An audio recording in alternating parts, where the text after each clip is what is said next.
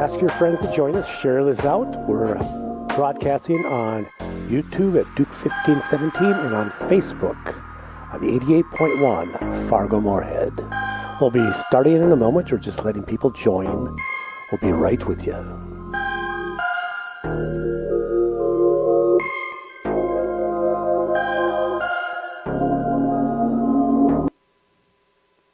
Welcome, everyone.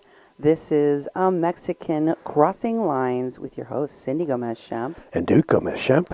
You're listening to 88.1 FM, KPPP LP Fargo Moorhead, where we are adding local color to your airwaves. Tonight, we are talking about Vacci Nation. We are the Vacci Nation. Oh, yeah. And the vaccines are now rolling out in the United States. Thankfully, this is the light at the end of the tunnel that we've all been waiting for. We're going to talk about how the rollout is going, what our numbers are in the United States with regard to the coronavirus, as well as a lot of breaking news. All of that today on my program here in A Mexican Crossing Lines. But first, I want to thank our listeners and viewers. Your support of our station and our independent news broadcasts. Listeners and viewers like you are what support our station's work. So thank you for all of you who have been supporting our work. Duke, how can people get a hold of us and support the work here at the station? Well, I'd like to thank you and you and you and you and you and you and you and you and you. Thank you very much for joining us tonight. We really appreciate the support. As you know, and if you don't know, if you're a new listener or viewer, we are a nonprofit organization. We broadcast on the radio in Fargo Moorhead, North Dakota, Minnesota. We're online at 88.1 FM, 88.1 kpppfm.com. On Facebook, we're on live at Duke 1517. You can send a message to us on our voice message line at 701-566-0917. Again, that number is 701-566-0917. You can tweet us at media_PPP. Email Cindy at kpppfm.com or me, Duke, at kpppfm.com. You can also find us on kpppfm.com. It's our website. We have all of our shows, or most of our shows, from years on past, even before we were doing radio. You can find our work there. And also, if you'd like to support our nonprofit organization, go to kpppfm.com/donate. We basically survive by our donations from the community because we're a nonprofit organization. We're providing a community service, and we're a community-owned radio station. So please join us, support us, and you'll get the programming that you deserve.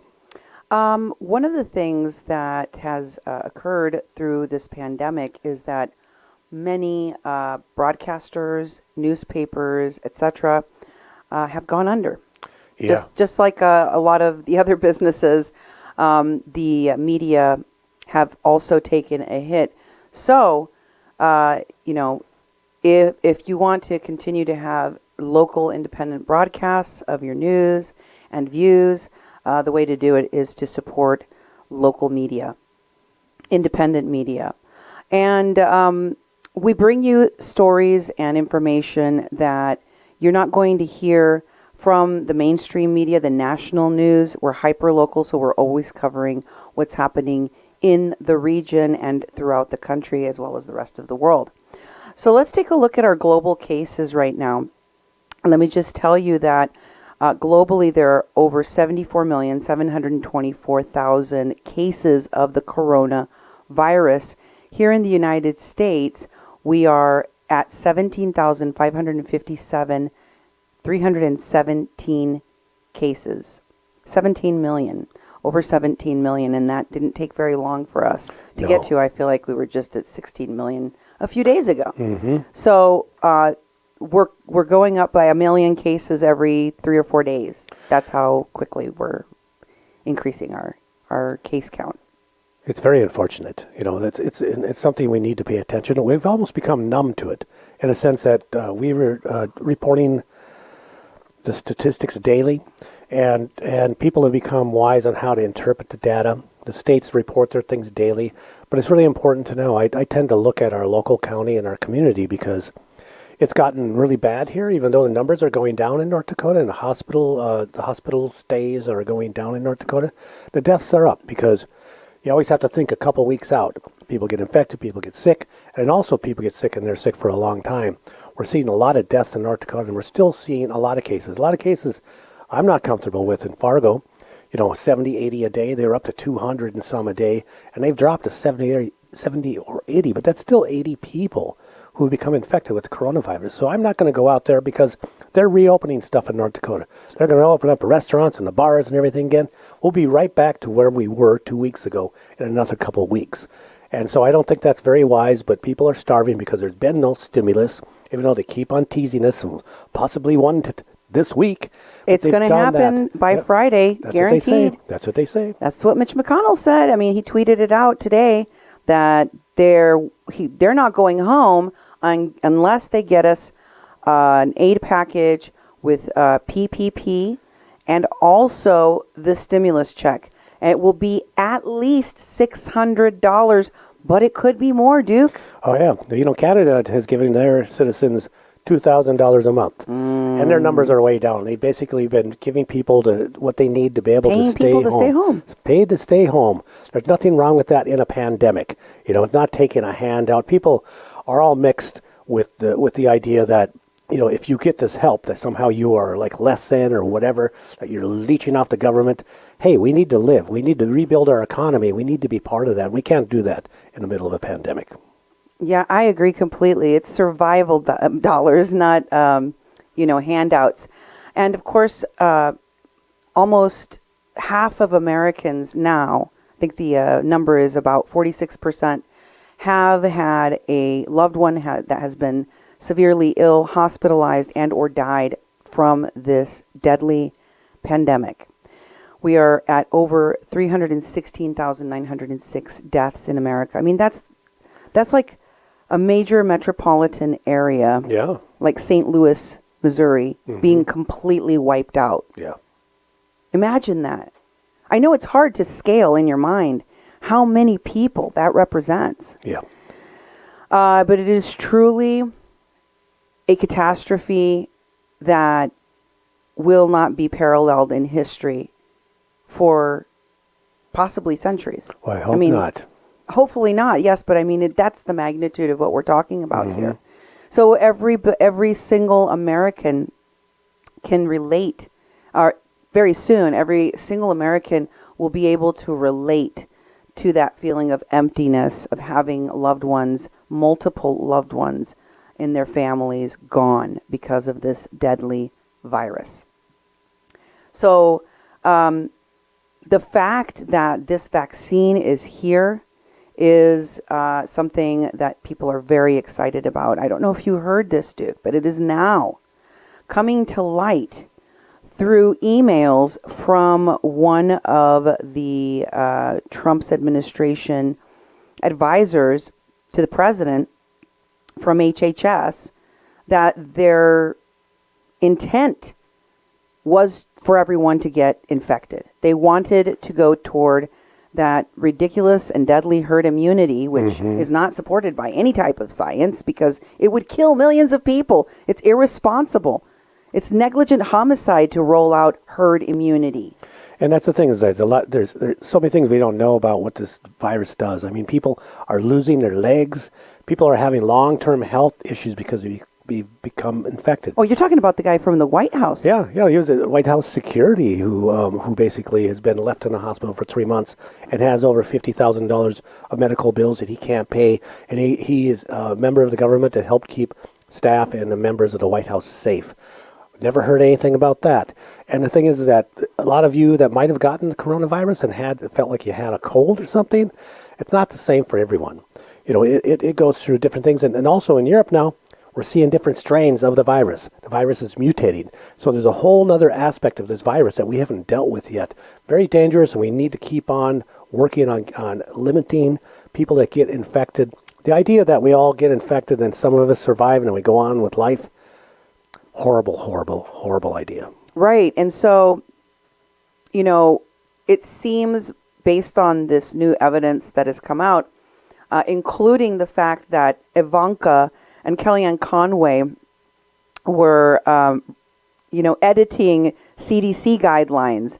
Neither of these people have any kind of experience in the medical field necessary for them to make those kinds of decisions on behalf of Americans, and to have that kind of power over the CDC is reckless and dangerous for public health in general. I think an article that I was reading yesterday said that it's going to take years to correct what's happened at the CDC. Mm-hmm. But for all of those reasons, the desperate need for this vaccine is more important in America than probably anywhere else in the world. We have more than 20% of the world's deaths from this coronavirus. And how this vaccine rolls out, the quickness with which it is rolled out, and how quickly we can get all of our medical personnel and first responders vaccinated is extremely important. This rollout has now started in all 50 states. Pfizer, by the way, is reporting that they are now having to warehouse the additional vaccines because our federal government hasn't told them where to ship it. Oh. Where to ship them. Then this is going to cause delays, not to mention the fact that nursing homes and long-term care facilities where we have seen a large lion's share of the deaths related to coronavirus are not able to uniformly roll out the vaccine because they didn't get approval from many of the residents so that they could get vaccinated in preparation for the rollout. So now that's going to take several days to a week before they can get that, delaying the vaccine. Oh, it's very, very, very botched. This administration has been horrible at administering the whole vaccine. They're all about the hype. Let's give the President Trump all the credit for the vaccine, that he did everything, otherwise wouldn't have another vaccine for 5 years. Meanwhile, it's a catastrophe on trying to get this out to people. It's not well thought out. It tells me the intention of our government was not to really do this well, or really out for the health of the citizens of this country, especially on the way out. Since the Trump campaign, since Trump has lost, he lost the election. He lost it November 3rd. Come on, people. Those of you who are still hanging on to this crazy, fictitious, delusional idea that Trump has somehow won the presidency, get over it. We have a pandemic to fight. We have a virus that's very deadly. We have an economy to rebuild. Quit being part of the problem and get on board. Well, another part of the problem is that our security, our national security with regard to cyber security has been compromised. To what degree, we still don't know. Trump has not spoken out about anything Russia has done wrong really and lately. The important thing there is that this happened on Trump's watch. He's still the president until January 20th, so he needs to address things in the community, in his administration, in his venue as president of this country. He's not almost making this look like this is Biden's problem, which Biden will inherit. But right now, Biden is powerless to do anything. He's not the president until January 20th. He's the president-elect. That's correct. But, this is a very serious problem. Today, as I said, Trump hasn't spoken about this. We've known about this now for about a week, this Russian hack. And it is sizable, okay? Neither Trump nor anyone from the White House have addressed this or given any details about it. But President-elect Biden announced today, after he was in his briefing meeting, that the attack has compromised both our Treasury Department and our military, as well as our national defense systems and others. We still don't know how many others or how far this goes, but we know that the hacking has been going on for the past 6 to 9 months. Wow. According to cybersecurity experts, we still don't know the extent of these hacks or how many other federal agencies have been affected, or in what is now being called one of the most consequential cybersecurity attacks in American history. In addition to that, breaking news today that Jean-Luc Brunel a French modeling agent and close ally of alleged pimp and sexual predator Jeffrey Epstein, is today in custody in Paris after attempting to board a flight to Dakar in Senegal, which is in West Africa. Wow. He was arrested on sex trafficking charges. What do you make of that? I was predicting recently that one of the people I believe that Trump will pardon is Ghislaine Maxwell for her involvement in sex trafficking of children and girls, along with Jeffrey Epstein. Well, they all have to be held accountable for these crimes. I'm glad that they're still being pursued and that the reach goes international. I mean, I think that's a very good thing. It shows that countries are working together when it comes to holding people accountable for these heinous crimes, alleged heinous crimes, so they get their day in court. Epstein died in jail, of course, and there's a lot of people. Died? Oh, yeah. Well, whatever happened, he no longer Or was he lives. killed? Yes. Well, dying, Or did you he could be commit killed. suicide? Yeah, you don't know. You don't know. And all that is, might come to light with these different people that are being caught and charged for these crimes. Remember, Ghislaine Maxwell has had a pretty tight lip about everything. And she has the goods. Jeffrey Epstein used to brag to his friends that he had dirt, videotapes, audio, whatever, of compromising situations with world leaders, politicians, lawyers, etc.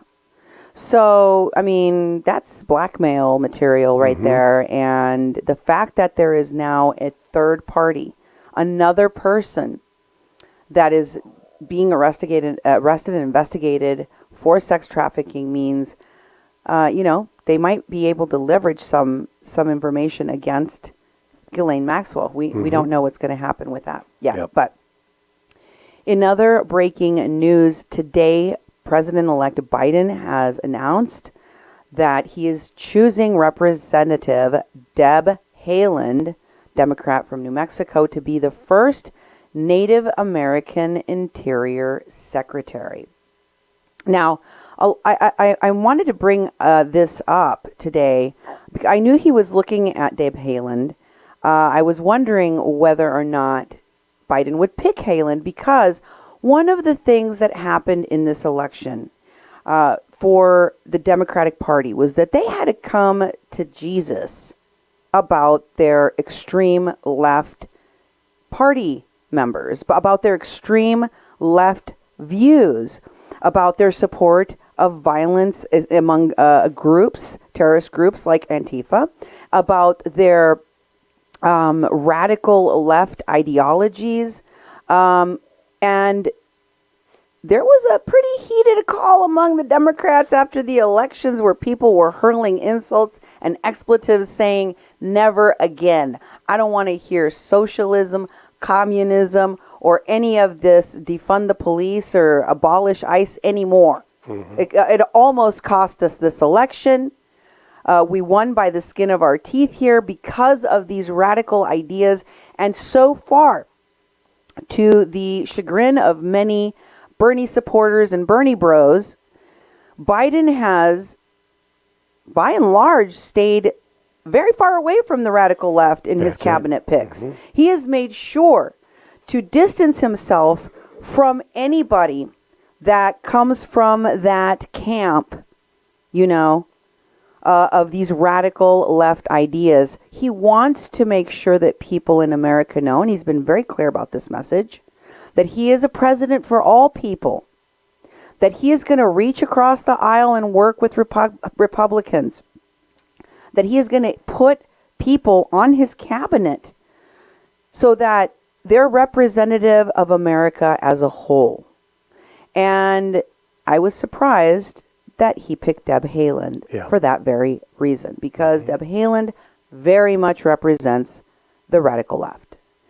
I did a show, it feels like eons ago, but it was closer to the beginning of the pandemic.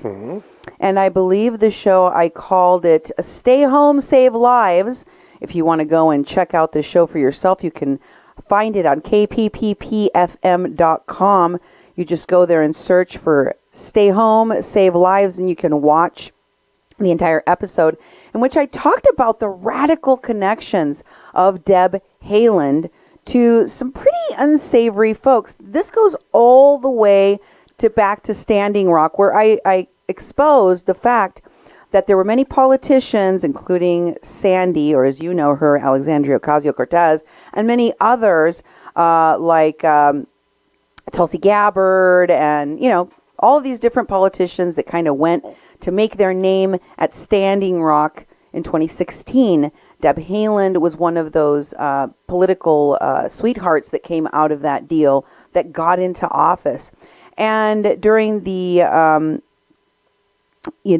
People's March, the Indigenous Peoples March, which was funded and created, I guess, by both Chase Iron Eyes and the motorcycle gang, or motorcycle club, if you want to call them that, Red Rum,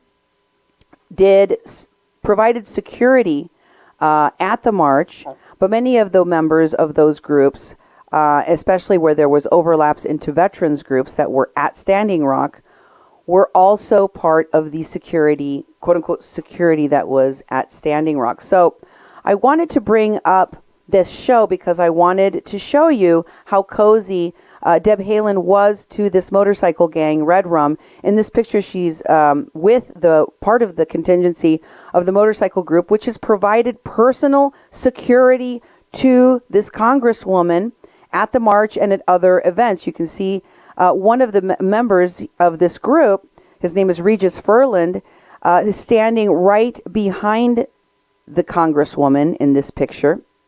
He is a convicted felon, which I go through his background of criminal history and how, he's involved with this Red Rum group and how he was involved at Standing Rock in that show, Stay Home, Save Lives. So I won't rehash a lot of that, but I also want to remind folks how this same Regis Furland was part of the security detail, quote unquote, that surrounded Alexandria Ocasio-Cortez when she was at Standing Rock. There he is, the same gentleman that was standing in the picture behind Deb Haaland, convicted felon Regis Furland, standing in the shot along with AOC. And this was at Standing Rock. I mean, this is during Standing Rock in that geodesic dome they had where they held a lot of the meetings.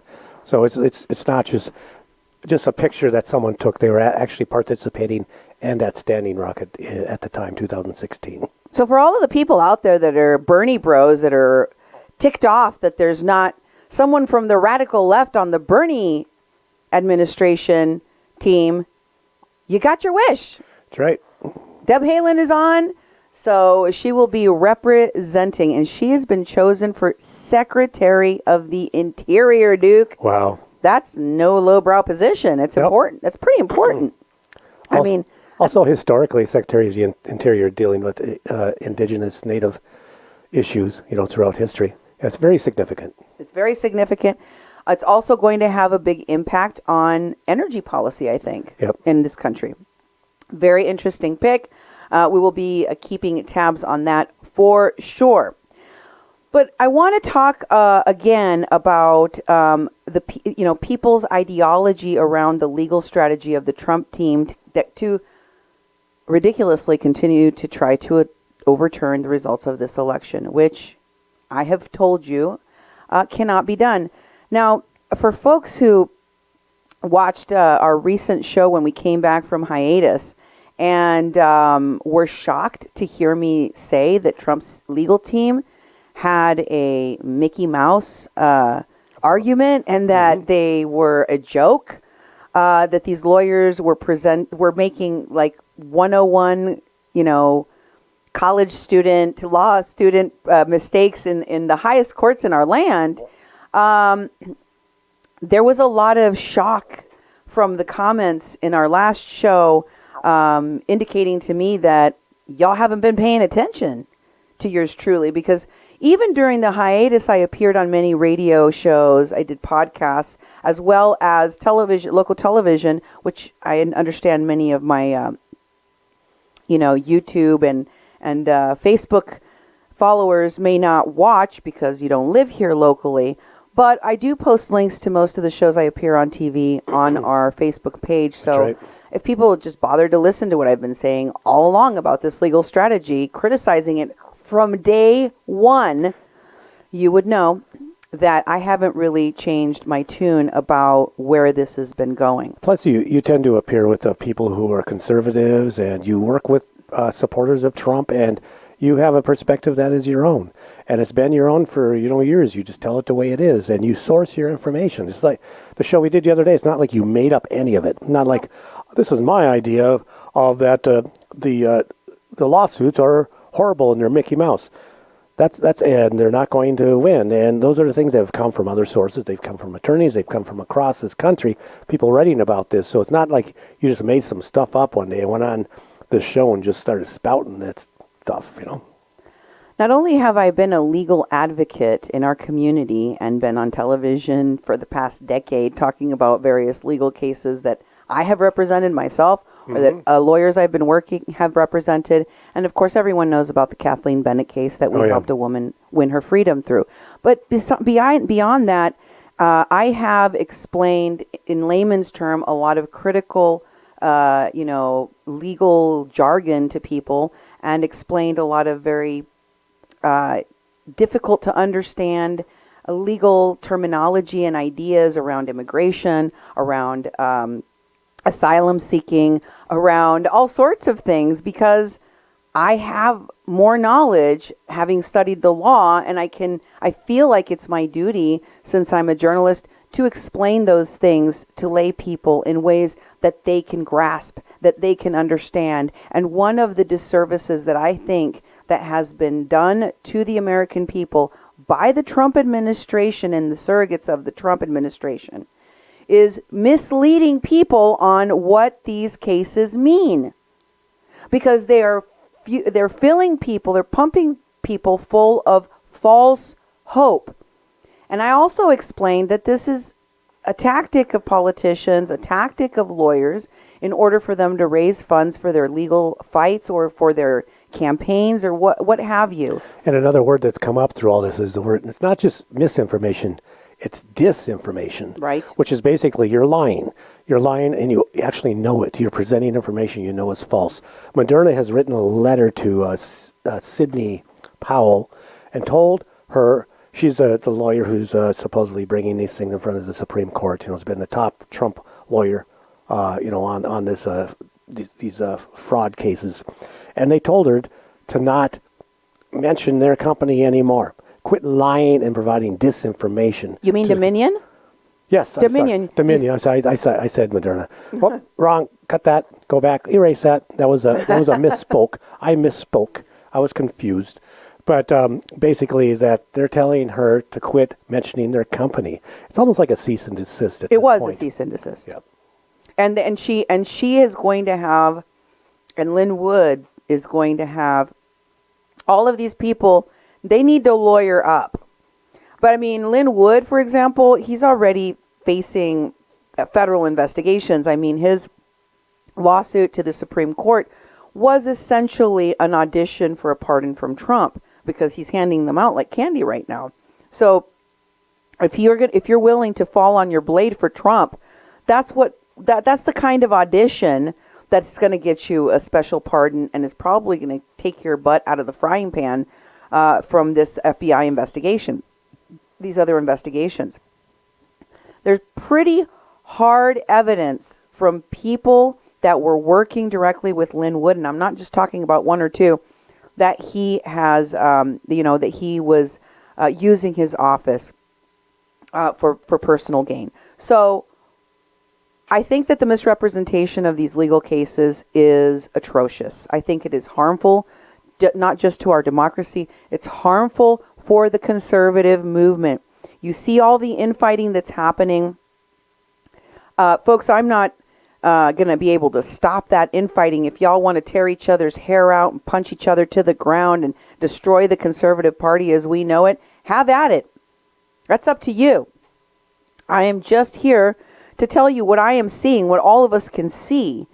I mean, the fact that you have people calling the Senate Majority Leader, Mitch McConnell, a rhino. Yeah, Yeah. I think it's a bridge too far. I think we've gone too far, right? It's ridiculous. Yeah, it also shows people's ignorance. You know, the people that are tearing each other up and stuff, they haven't been part of this movement for very long. In fact, anyone who's been part of politics knows how it feels to lose, because we always lose. I voted Democrat, I voted Republican, I voted Independent, I voted Green Party. I've had candidates for a number of years. I didn't have a single candidate win an election because I was voting for all these other people. You're one of those people that votes for a person and not for a party. That's right. And, you know, so it's like we get used to losing. And when we win, and actually, you know, when you haven't been in power for a while, sometimes the people that haven't been in power don't know how to be in power, so you have to relearn that. But a lot of you just don't know how to lose. You know, you basically lick off the wounds and you dust yourself off. You try again and you go forward. I see a lot of people not doing that. They're just stuck. They're just stuck on this thing and they want to stay there. And I get it.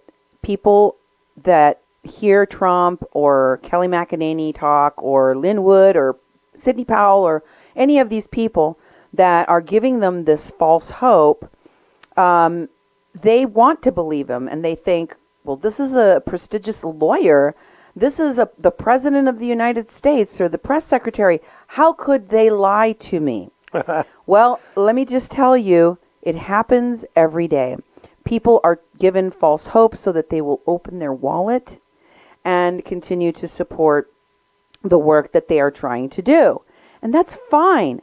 I'm just telling you honestly that they've got a zero chance. They've got a snowball's chance in hell, and they need to be called out when they lie. In fact, the misrepresentation by Kelly McEnany recently about their loss at the Supreme Court level and the way that the president and her and the surrogates of the Trump administration have been attacking the Supreme Court. Now the Supreme Court is part of the conspiracy of the deep state. Come on now. The lies that have been coming out are unfounded and ridiculous, and nobody said it better than at Kevin Lee Father on Twitter. So I'm going to let him tell the story.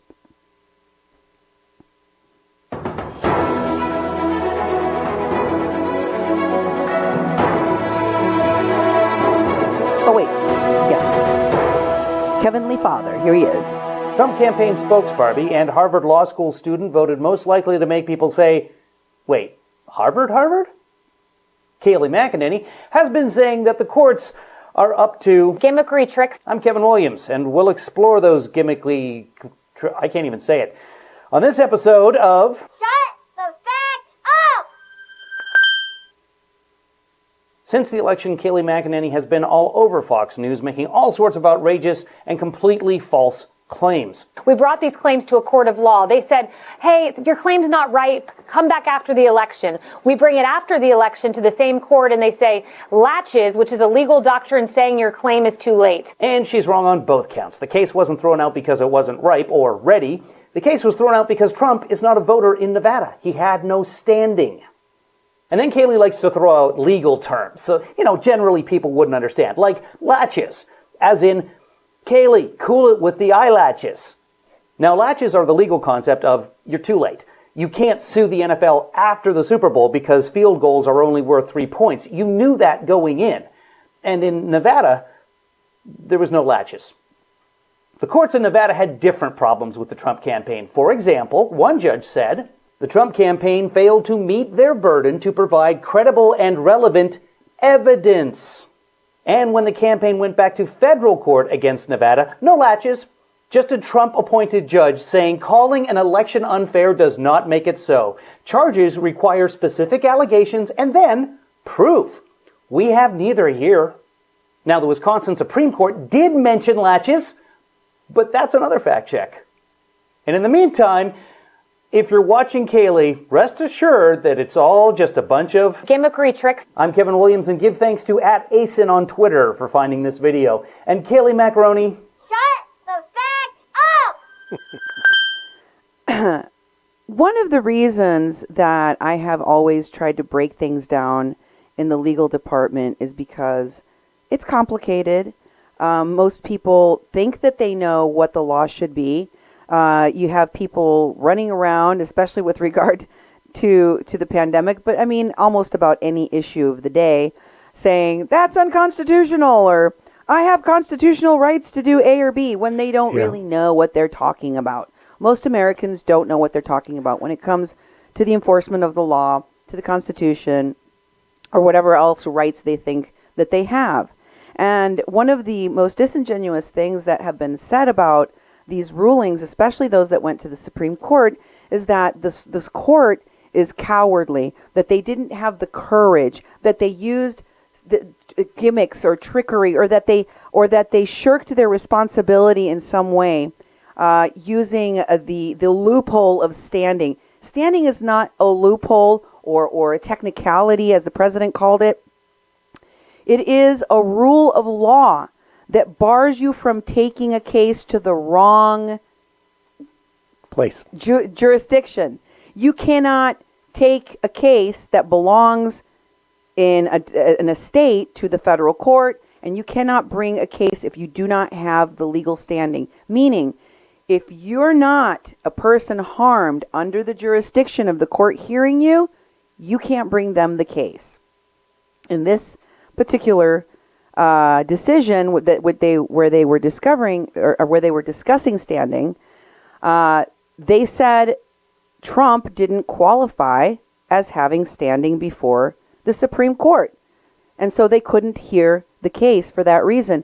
And what the Texas Electoral College has done is that they decided that they would tell a big whopper and misrepresent what the Supreme Court was doing in their decision.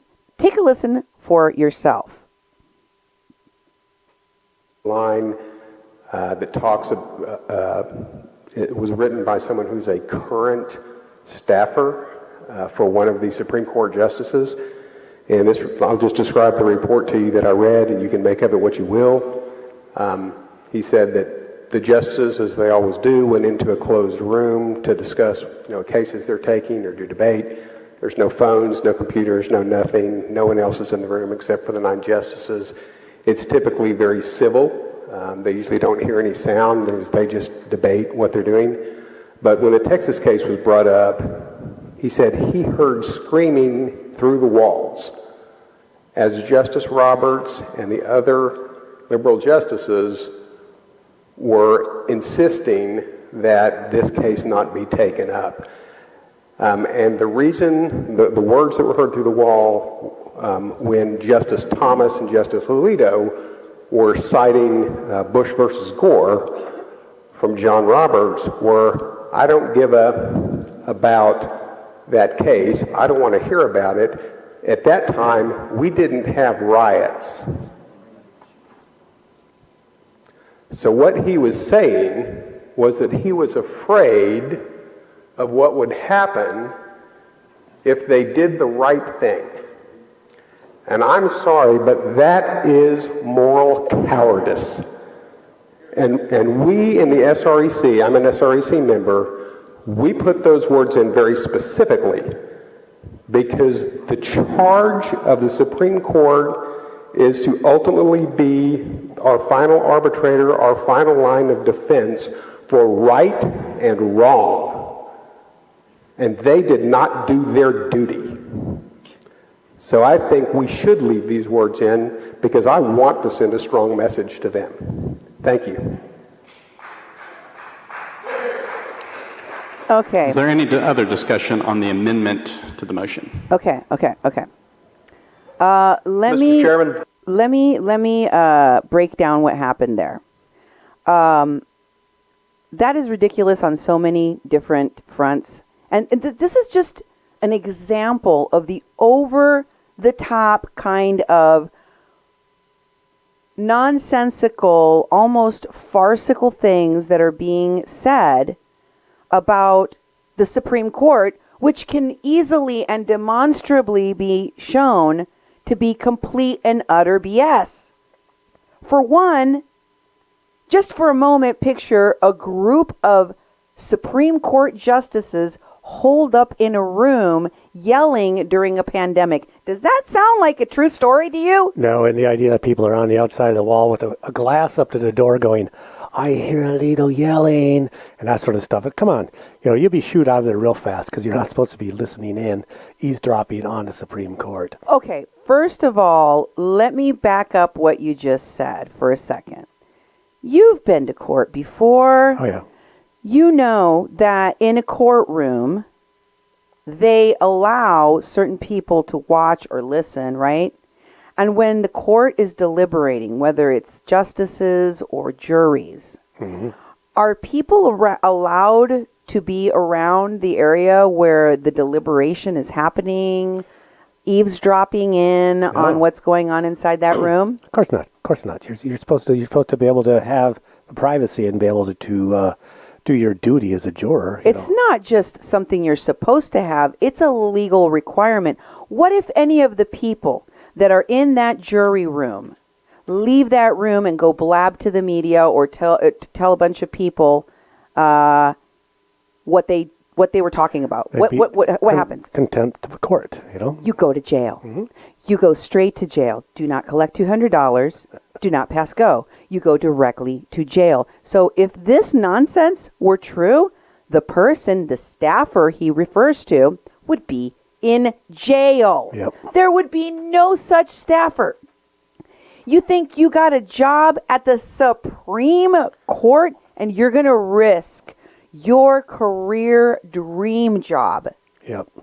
to tell this Yahoo of the Texas Electoral College that you overheard yelling in this fantastical story that we know could not have happened. But let me tell you why else. I mean, I'm just observing. This is me and Duke just observing what on the face of this looks to be ridiculous. But here, let me show you what this at Neil_Katyal had to say. Now, Neil Katyal, at Neil_Katyal on Twitter, is a Supreme Court lawyer, so he knows how it goes in the Supreme Court. Okay, he's been in there. He's argued before the Supreme Court. He's also a law professor and a former U.S. acting solicitor general. This is what he said about this ridiculous claim. First of all, number one, the justices haven't met in person for the 9 months since the pandemic started. There's no people from the Supreme Court meeting in a room. No. Okay, so that's a lie right away. Right away, it's a lie. The whole thing, the premise is a lie then. Yes, the whole thing is a lie because they have not met in person. All of the stuff that they're doing is on telephone. We know that from past cases that have recently been decided where audio was leaked of people going and taking bathroom breaks during the argument and it being recorded on the Zoom on the telephone call. So no, there was no secret backroom meeting where there was yelling inside of a room. There are no room meetings at this point. Number two, screaming. The 9 justices forgot how to years ago when they joined the bench. They might as well say that they were using wings and flying around the conference room. Oh yeah. That's how ridiculous this claim is. That they were screaming and that you overheard, okay? The fact that this Texas Electoral College man was giving testimony about hearsay. First of all, hearsay.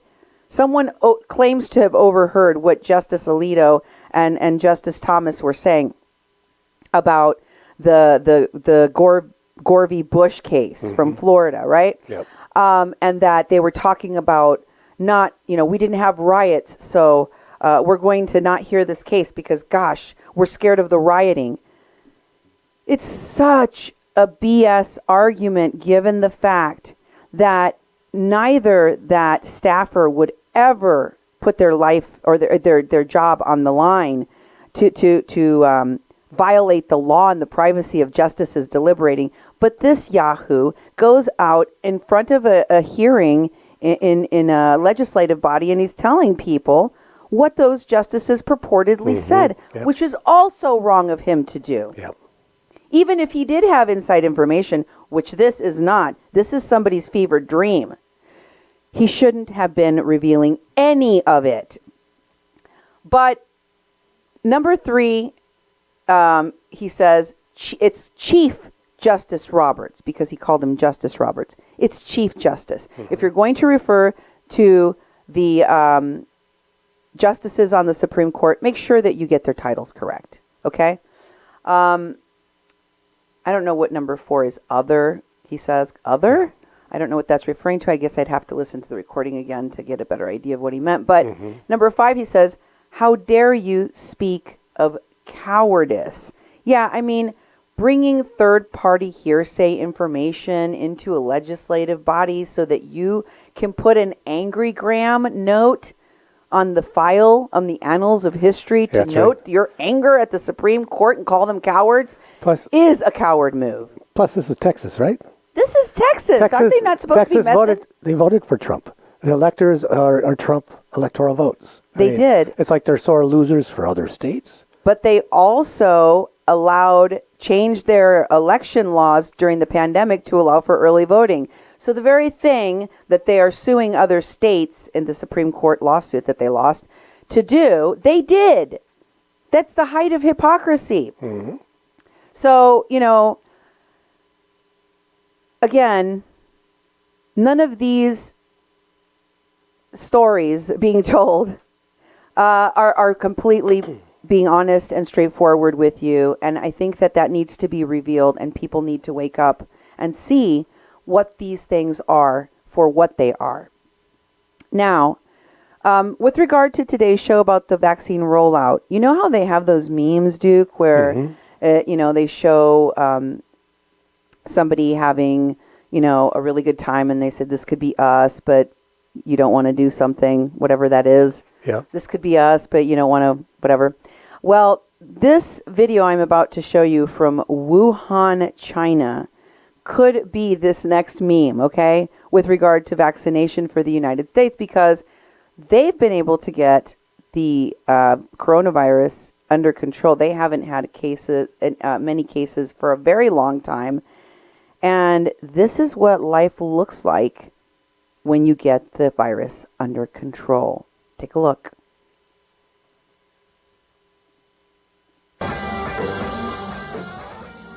For most people still living in lockdown around the world, they can only dream of a party like the one in Wuhan, China. Here, young people crowd surf, pack nightclubs and bars without masks, and chow down on street food. The central Chinese city was the original epicenter of COVID-19, but 7 months after coming out of one of the world's most strict lockdowns, its nightlife is back in full swing. Wuhan's revival is a glimpse into a post-pandemic world that many hope for in 2021, after the global rollout of COVID-19 vaccines. Yi Yi is a Wuhan resident. During the time of the epidemic, Wuhan was really a dead city, but after it reopened, I had never seen so many people. Now people are all coming out to eat and have fun. At the start of this year, the industrial city of 11 million was isolated from the rest of the country, with road traffic all but cut off. Almost 3,900 of China's 4,634 recorded COVID-19 deaths were in Wuhan. The city hasn't reported a new locally transmitted case since early May, but its economy is still recovering from massive losses during the lockdown, especially hotels and restaurants. For now, partygoers like Zhang Xiang are happy rediscovering Wuhan's nocturnal hotspots. After experiencing the first wave of epidemic in Wuhan and then the liberation, I feel like I'm living a second life. I just really want to cherish this time because in life you never know when it will end.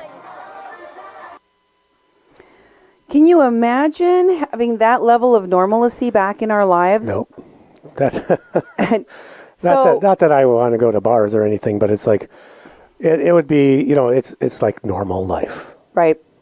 But sadly, in America, we have a percentage of our population that for whatever reason does not want to get vaccinated, will not get vaccinated. And that's very concerning, because if you want to reach herd immunity through vaccination, it means most Americans will have to get vaccinated. So it's very important. And a lot of anti-vaxxers, a lot of the people that are so angry about the idea that they would have to take a vaccine to keep their job, to fly, to travel, seem to forget that you live in a world free from diseases like polio, like scarlet fever, like all of these different things, like the pneumonia vaccine. Oh, yeah. All of the different diseases we have been able to eradicate in this country and around the globe through vaccination.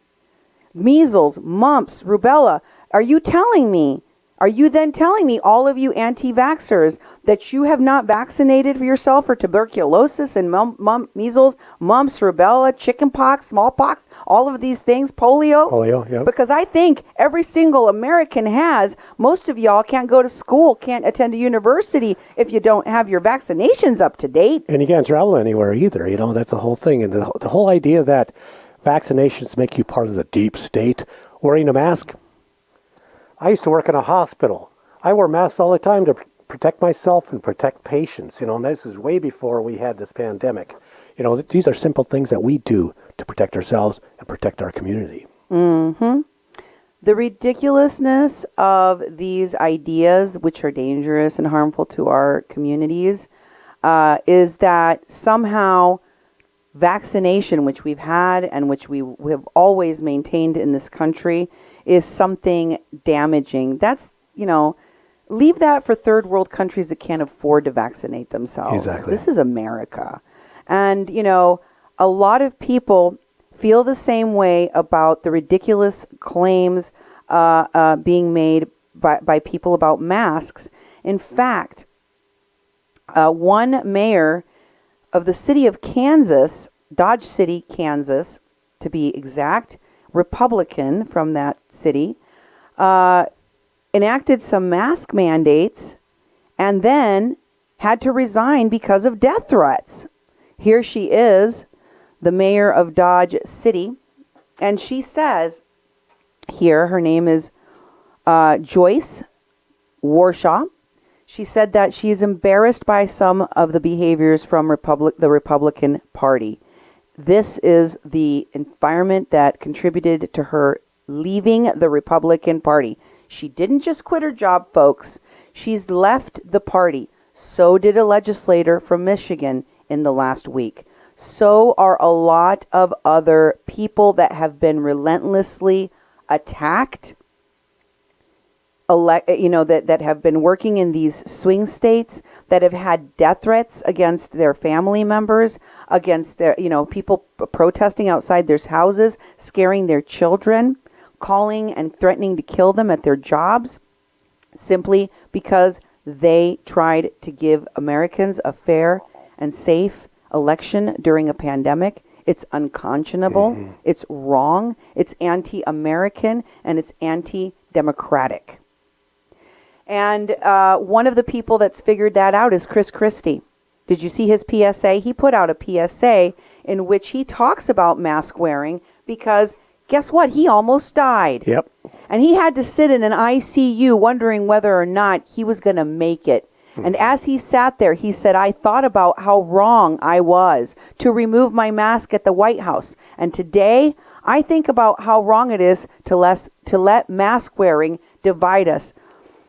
Chris Christie, who was an advisor to the Trump campaign for the debates and for other things, he came out and he told the president, either show proof or stop your lies about the election. Don't say there's election fraud unless you can prove there's election fraud, because you're harming our party and you're harming democracy. He's also telling you need to wear a mask, and that he's not happy with the division being sown among Republicans in their own party against each other for doing what is right and following the law.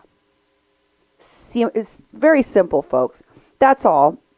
Just follow the law. Here's another Republican telling you the same thing. Chris Christie, there will be more. There will be more. And the more that people continue to alienate and push conservatives out of the Republican Party, the smaller the Republican Party will become, the more isolated, the more hamstrung that party will become. And finally, I want to urge people on behalf of the medical community and first responders, don't travel for Christmas. Stay home, stay safe, have a Merry Christmas with your nuclear family.